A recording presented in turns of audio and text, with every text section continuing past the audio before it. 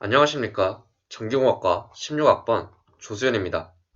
텀 프로젝트 4 발표를 시작하겠습니다. 저의 발표는 다음과 같은 순서로 진행될 예정입니다. 시작하기에 앞서 텀 프로젝트 4에 대한 준비 과정을 설명하겠습니다. 처음으로는 엑스마인드입니다. 텀 프로젝트 4를 주제 선정, 관련 자료 조사, PPT 목차 및 구성 등으로 정리하였으며 특히 주제 선정을 할 때 이미 방법이 제시된 주제 혹은 이전 텀 프로젝트 과제와 연관된 주제를 제외하고 선정하였습니다. 이 과정을 통해 저는 아티피셜 에코푸드를 주제로 선택하였습니다. 제안서는 테마 정의, 산업적 파급력, 테마의 도전성, 혁신성, 기대 효과로 구성되어 있으며 특히 테마 정의의 경우 주제의 개념과 범위를 제시하고 있습니다. 이를 토대로 저는 비용, 시간, 조직 유사도, CO2 배출량을 정량적 목표로 잡았습니다. 뿐만 아니라 두 갈식 등의 글쓰기 방식으로 PPT와 발표를 구성하였으며 구글 스칼라, RISS, 웹 오브 사이언스를 통해 관련 논문을 찾고 사용된 논문들은 모두 저널의 임팩트 팩터가 높으며 JCR 랭킹이 Q1에 드는 논문들을 사용하였습니다. 다음으로 주제의 배경 설명을 해드리겠습니다. 먼저 육류 소비량 증가입니다. 국제연합식량농업기구의 보고에 의하면 2050년 인구는 90억 명에 이를 것으로 예측하고 있습니다. 이에 따른 동물 유래식품의 수요가 5.5억 톤이 될 것으로 예상하고 있으며 이는 2016년도 기준 2배이며 2020년도 기준 70%의 양이 증가한 수치입니다. 다음으로는 환경 오염 문제입니다. 전체 온실가스 배출량의 14.5%를 가축에 의한 배출이 차지하고 있으며 뿐만 아니라 가축으로 인한 토지, 수질 오염 역시 심각한 수준입니다. 다음으로는 동물 윤리 문제입니다. 효율성의 이유로 대부분의 농가들이 공장형 사육 방식을 채택하고 있으며 도살하는 과정 역시 윤리적으로 문제가 되고 있는 상황입니다. 또한 병이 들지 않게 하기 위하여 항생제를, 살을 많이 찌우게 하기 위하여 호르몬제를 투여하는 것 역시 윤리적으로 문제가 되고 있으며 뿐만 아니라 항생제, 호르몬제의 투여는 소비하는 인간에게도 영향을 미치고 있는 상황입니다. 위 이유로 현재 고기를 대체할 수 있는 식품들이 개발되고 있는데요. 처음으로는 1세대 대체육 제품이라 불리는 콩고기입니다. 콩과 활성 및 글루텐으로 만들어지는 콩고기는 식감과 맛이 고기에 비해 현저히 떨어지는 단점이 있습니다. 이를 보완하기 위해 식물성 대체육이 나왔습니다. 고기의 성분들을 분석한 후 이 성분들을 콩, 코코넛, 감자 등 식물에서 추출한 단백질을 이용하여 만들어내는 것입니다. 하지만 이는 만들어내는 과정에서 유전자 문제, GMO 문제로 비판의 목소리가 나오고 있는 상황입니다. 마지막으로는 배양육입니다.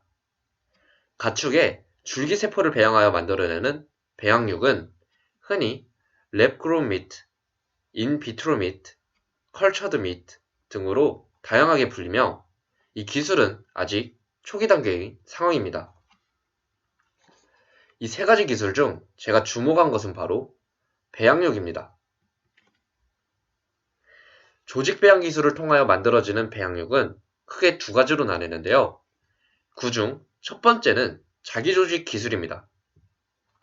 논문에서는 자기조직 기술이 다음과 같은 절차를 따른다고 제시되고 있습니다.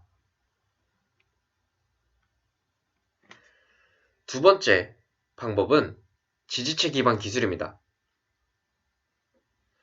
논문에서는 지지체 기반 기술이 다음과 같은 과정을 따른다고 제시하고 있습니다.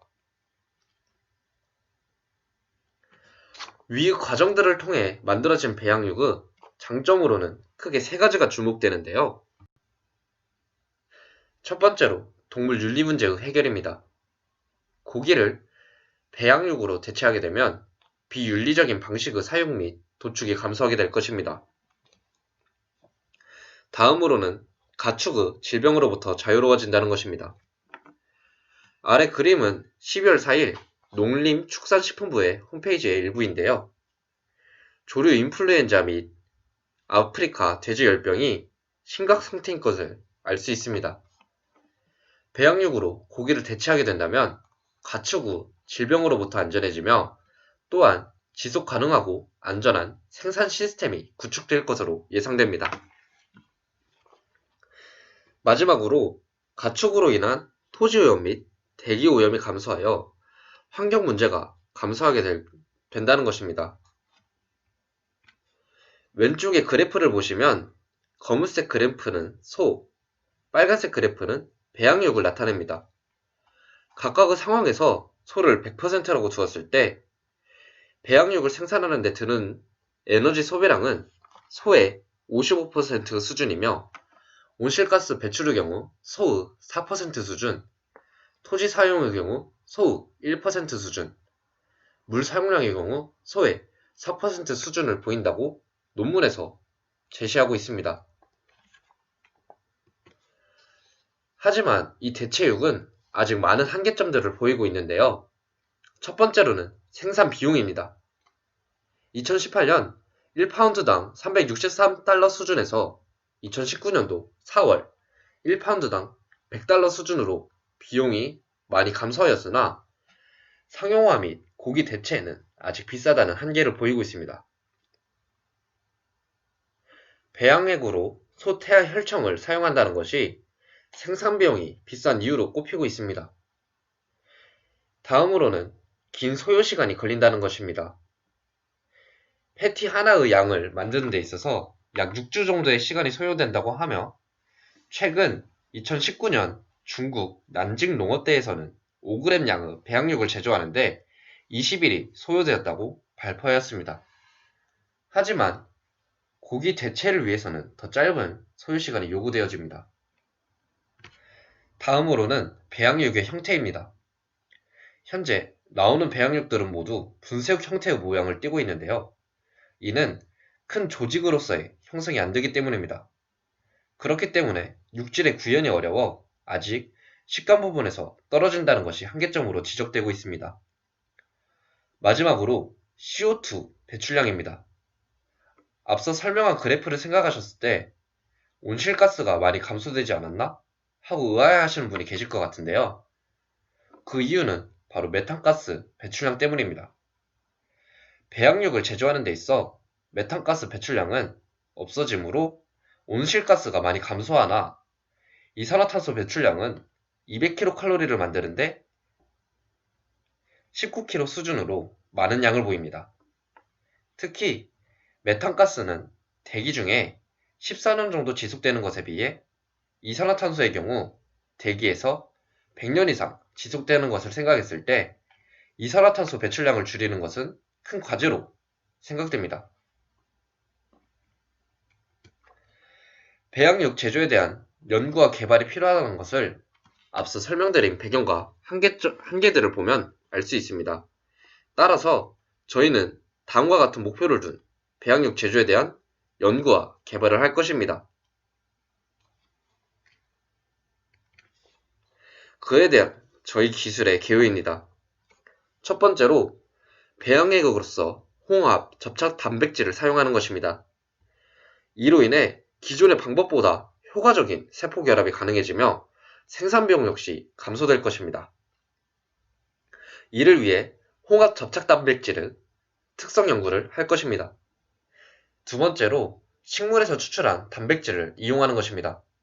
이 방법은 배양육의 맛성분을 증가시키고 실제 고기와 유사한 특징들을 많이 확보하게 만들어줄 것입니다. 마지막으로 배양기의 소형화 및 제품화입니다. 가정용 배양육 제조 플랫폼을 제작함으로써 효율적인 대량 생산성 확보를 하게 만들어줄 것입니다. 저희 기술에 대한 주요 내용 및 개념에 대해 설명해 드리겠습니다. 홍합은 왼쪽 그림과 같이 족사를 이용하여 거친 바다에서 바이오 같은 곳에 붙어 있을 수 있게 됩니다. 이 족사에서 얻어낸 홍합 접착 단백질을 배양액으로 사용하는 것이 저희의 첫 번째 기술입니다. 이 기술을 통한 배양액은 소태아 혈청에 비해 낮은 비용이 요구되기 때문에 배양육 생산 비용이 큰 폭으로 감소할 것입니다. 또한 배양 과정에서 세포 조직의 결합도가 높아지므로 현재보다 더 큰 조직의 배양육 확보가 가능해질 것으로 예측됩니다. 다음으로는 식물성 단백질을 첨가하는 것입니다. 왼쪽 사진은 식물성 대체육의 대표 기업인 비욘드 미트 기업 홈페이지의 일부입니다.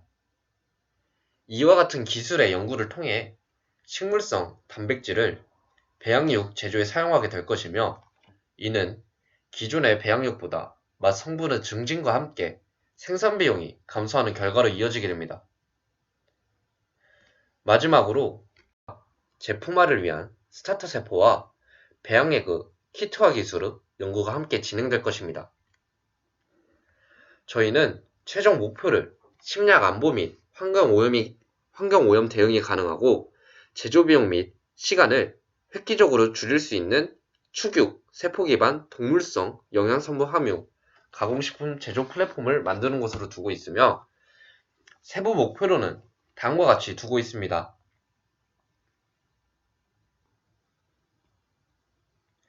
이를 통한 연차별 목표로 다음과 같이 두고 있으며, 이 과정을 통하여 가정형 배양육 제조 플랫폼을 완성할 것입니다. 저희의 전략적 목표는 다음과 같이 두었으며, 소요시간, 생산비용, 조직유사도, CO2 배출량을 지표로 두고 있습니다. 다음으로는 추진 전략 및 체계입니다. 홍길동 학생은 홍합, 접착단백질과 배양액에 대한 연구를, 조수연 학생은 식물 추출단백질과 배양육 제조에 대한 연구를, 이순신 학생은 배양기의 소형화와 배양육 제조 키트에 대한 연구를 진행하며 서로 협력하여 가정형 배양육 제조 플랫폼을 만들 것입니다. 마지막으로 기대 효과와 파급 효과를 말씀드리며 발표를 마치겠습니다. 기술적 측면의 기대 효과로 다음과 같은 것들이 있으며, 경제적 측면으로는 배양액 요구비용 감소로 배양육 생산비용의 감소, 대체육 시장에서의 시장성 확보가 있습니다. 사회적 측면으로는 동물 윤리 문제의 해결과 인구수 증가에 따른 육류 수요량 증가 해결, 환경오염 문제의 감소 등이 있습니다. 현재 실험실에서 배양육을 제조하는 환경에서 가정용 배양육 제조 플랫폼이 구축이 된다면 3주 정도의 소요시간이 10일 정도로 줄어들 것이며, $100 수준의 생산비용이 $50 수준으로 줄어들 것입니다. 뿐만 아니라 200kcal를 만드는데 19kg의 CO2 배출량이 나오는 것이 4kg으로 줄어들 것입니다. 또한 실제 고기의 결 구현이 어려우므로 분쇄육으로만 생산이 가능하던 것이 실제 고기와 비슷한 결 구현이 가능해질 것입니다. 이를 끝으로 발표를 마무리하겠습니다. 감사합니다.